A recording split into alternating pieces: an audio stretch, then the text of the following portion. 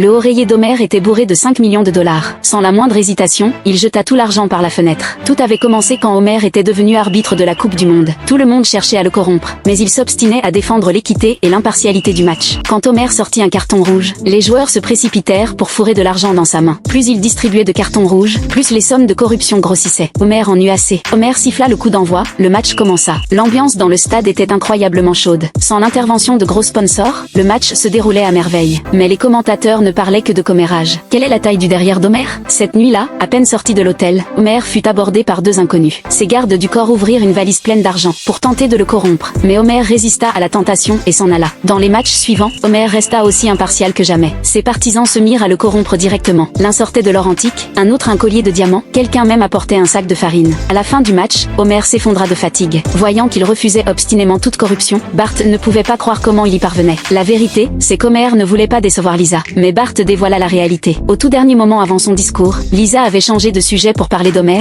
parce que son thème initial était identique à celui d'un autre. La foi d'Homer s'effondra sur le champ. Découragé, il alla boire seul son chagrin au bar.